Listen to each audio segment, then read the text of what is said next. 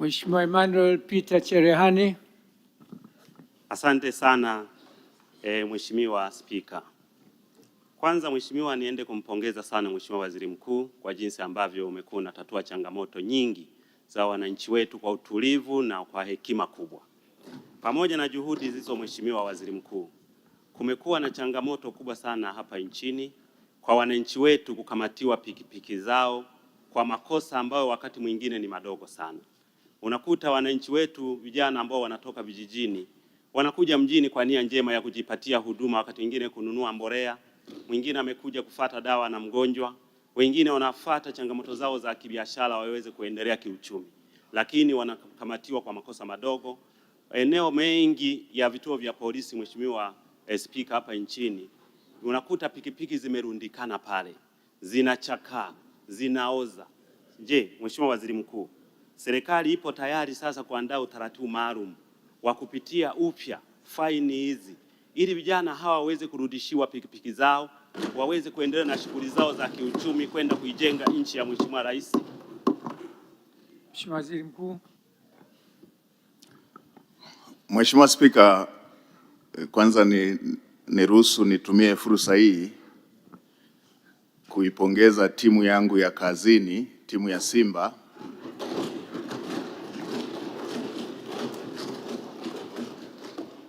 kwa ushindi walioupata kwa mbinde jana baada ya kushindwa kufanya hivyo kwa takriban michezo 8 mfululizo iliyopita. Mheshimiwa Spika, baada ya kusema hayo, nimpongeze Mheshimiwa mbunge kwa kulileta swali hilo na ameendelea kuwa mtetezi wa wananchi wake wa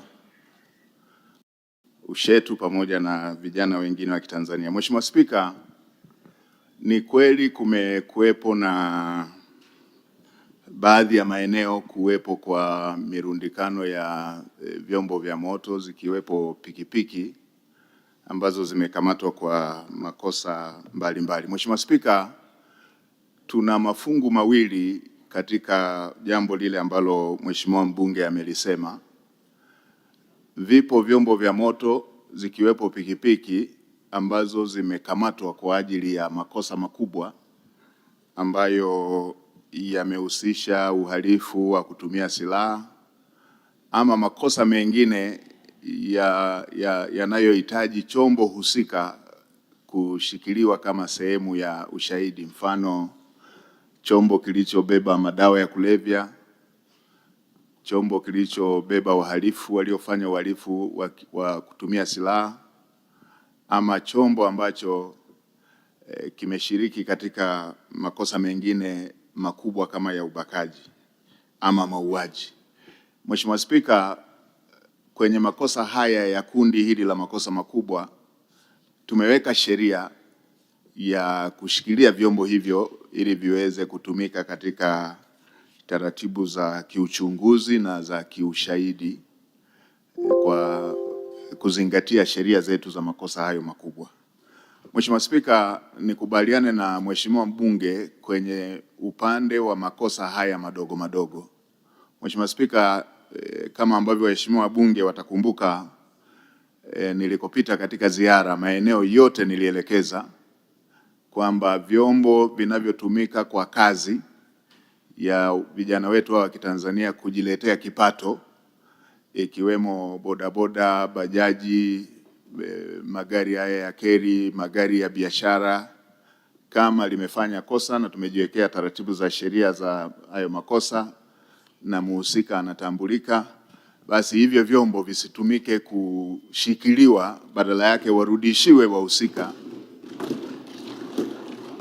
ili wakafanyie kazi na kupata fedha ambayo wanatakiwa walipe faini. Mheshimiwa Spika, kwa sasa Watanzania wengi wako na vitambulisho vyao vya taifa, wanafahamika na vyombo vyao vimesajiliwa, wamiliki wao na wanaoviendesha wanafahamika. Hakuna ulazima wa kushikilia chombo hicho badala ya kujikita kwenye utaratibu ambao tumejiwekea wa faini, na tumeweka muda ambao aliyefanya kosa anapaswa kuwa amelipa. Mheshimiwa Spika, nitumie bunge lako tukufu kuelekeza tena,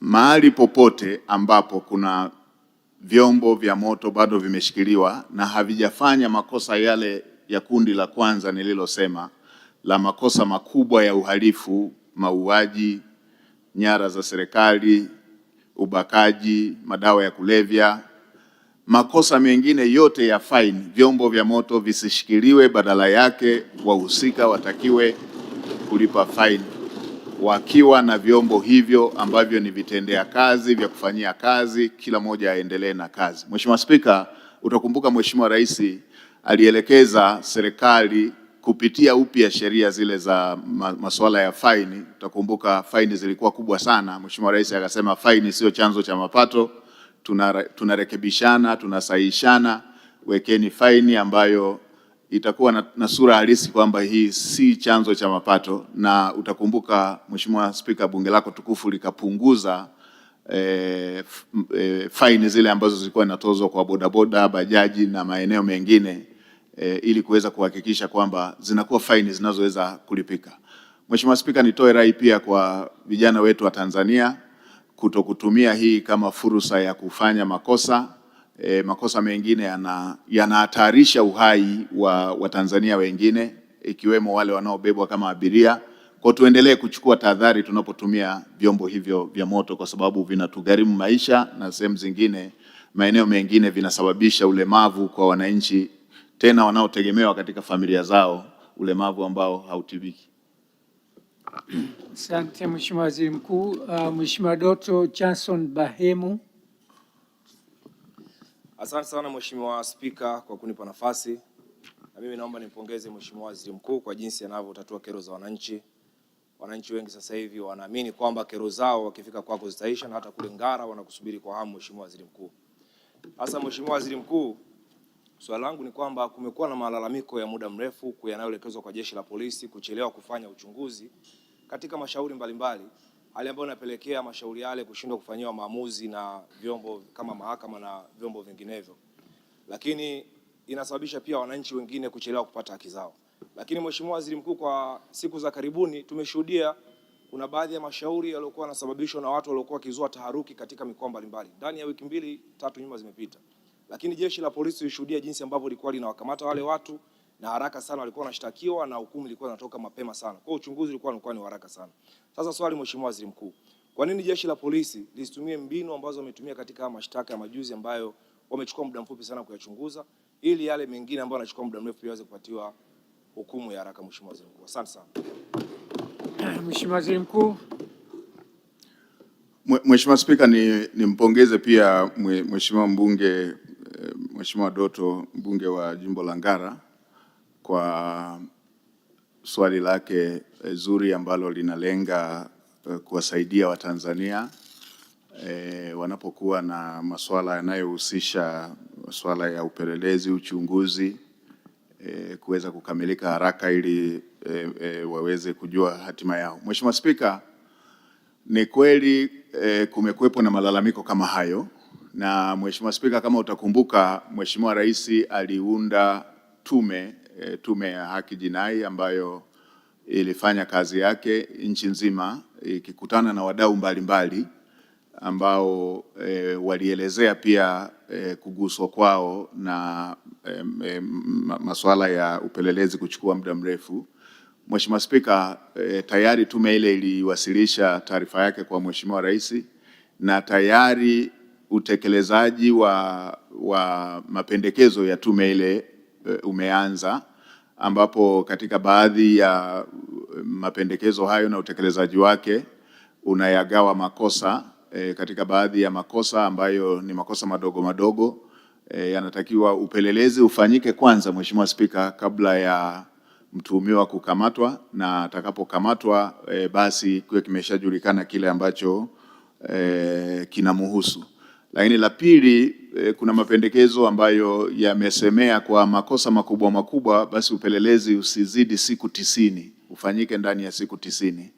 Mheshimiwa Spika, yapo baadhi ya maeneo ambayo tumeshafanya marekebisho ya sheria, na yapo maeneo mengine ambayo tunaendelea na taratibu za za kiserikali na za kibunge za kuweza kubadilisha sheria, na bahati nzuri mwanasheria mkuu wa serikali yupo.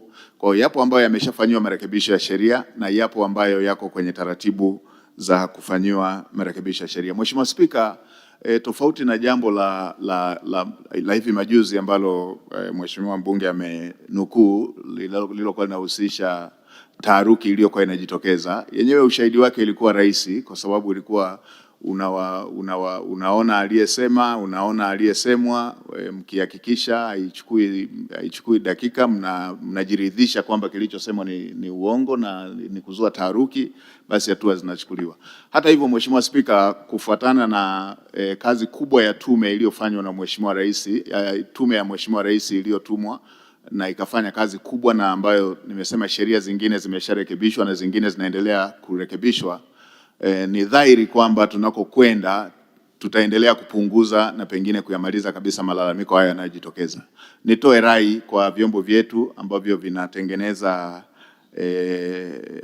tasnia ile ya haki jinai kujikita kufanya majukumu yao kwa weledi, kwa kuzingatia sheria ambazo zimetoa uelekeo huo wa kufanya kazi katika maeneo yao hayo ya kiupelelezi na kiuchunguzi, na pengine na taratibu za kimahakama, ili kuweza kuhakikisha kwamba jambo hili ambalo Mheshimiwa mbunge amelisema halijirudirudi. Mheshimiwa Spika, kama nchi tumeshapiga hatua mpaka sasa, kwa sababu tumeweza kuautomate ofisi yetu ya mwendesha mashtaka kwa DPP na mahakama, na sasa tunaunganisha vituo vya polisi pamoja na magereza. Zamani mafaili yalikuwa yanatembea kwa mkono. Kwa sasa faili likiwa kwa DPP linaweza likaonekana kwenye mahakama zetu na movement zingine za wadau wote wa haki jinai. Kwa hiyo na yenyewe itapunguza ule muda ambao ulikuwa unapotea kwa kusubiria mafaili yatembee kwa mikono na vitu vingine vya aina hiyo. Asante. Mheshimiwa Engineer Johnson Mutasigwa. Asante Mheshimiwa Spika kwa kunipa nafasi ya kuuliza swali kwa Mheshimiwa Waziri Mkuu. Mheshimiwa Waziri Mkuu, napenda nikushukuru sana kwa kazi nzuri unazozifanya za kutatua changamoto za wananchi, na Mungu akubariki sana. Nilikuwa napenda kuuliza swali langu moja. Kwa sasa Mheshimiwa Waziri Mkuu, vijana wengi sana wamejiajiri katika idara au katika kuendesha pikipiki katika nchi yetu. Wengi wanaendesha pikipiki au bodaboda au maguta. Na kama tunavyofahamu, kazi ya serikali ni kutengeneza mazingira rafiki kwa watu wote wanaojiajiri, especially katika vijana hao. Sasa Mheshimiwa Waziri Mkuu, nilikuwa napenda kuuliza, je, serikali ina mpango gani wa kuiwezesha sekta hii ya waendesha pikipiki maarufu kama bodaboda hii iweze kuwa sekta rasmi itakayoweza kuchochea uchumi na kuwa ajira inayotambulika ili iweze kukuza uchumi wa nchi yetu? Asante. Mheshimiwa Waziri Mkuu. Mheshimiwa Spika, na kushukuru kwa nafasi hii.